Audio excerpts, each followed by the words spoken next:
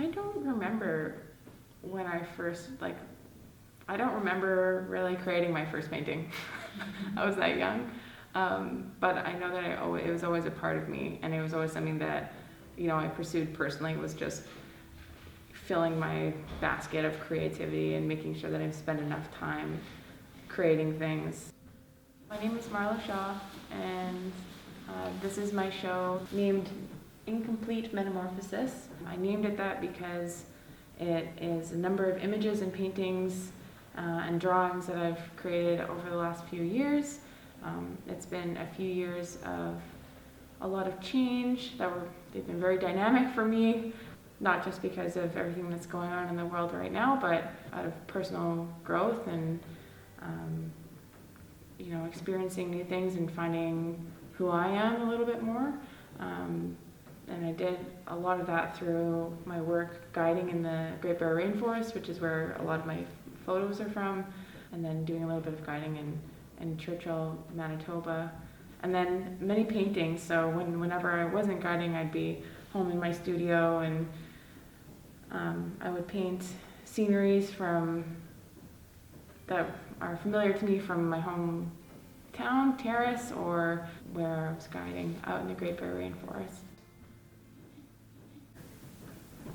A big reason why I did this show is to share images from a place that's really special to me, and hopefully inspire others to take time to, be outside and appreciate the places that they're in. Great Bear Rainforest is here. All of this is here. We have grizzly bears, we have mountaintops, we have misty hillsides and beautiful flat water and whales and everything. So a big part of it was just to share for everybody else, but another big part of it was just for myself and to, know that I can do it.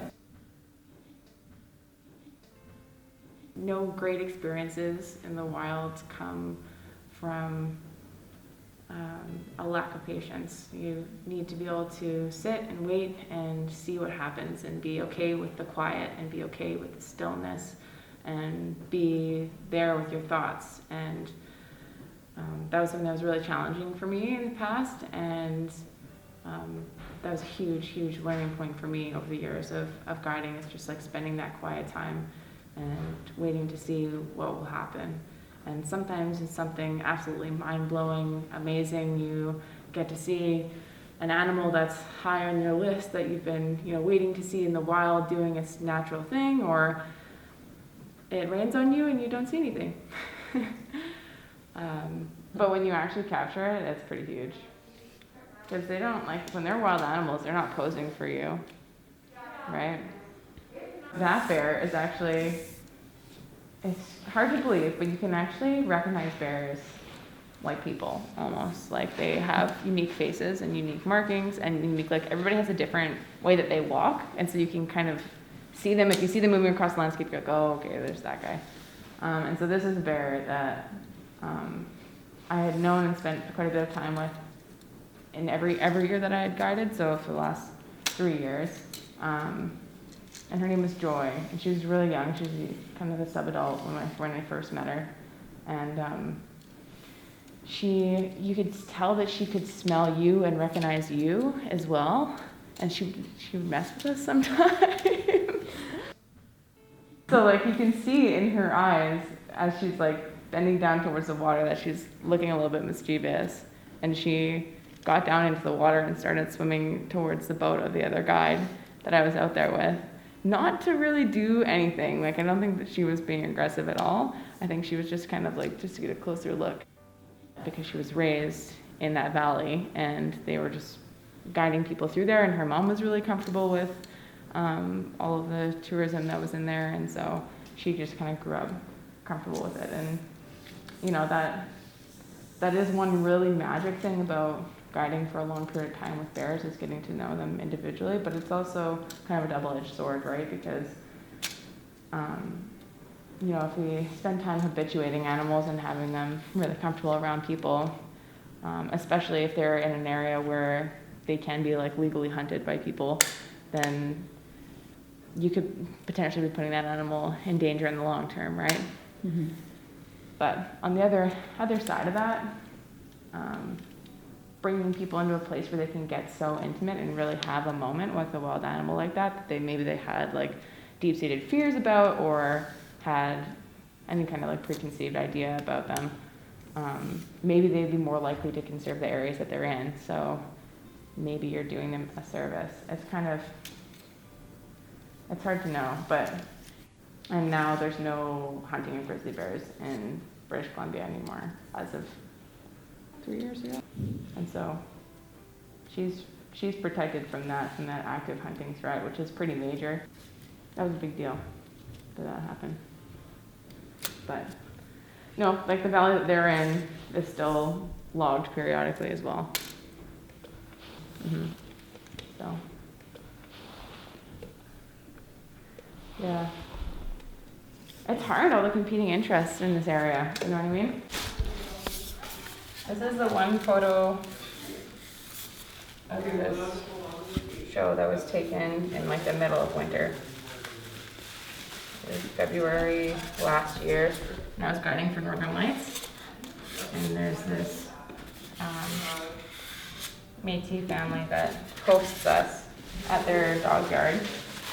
They raise sled dogs. And we stay up all night and have a fire and roast s'mores and wait for the lights to come out. And up in Churchill, that's one of your best chances to see the Northern Lights up there because it's so cold. The skies get so clear and it's right underneath the Aurora Oval.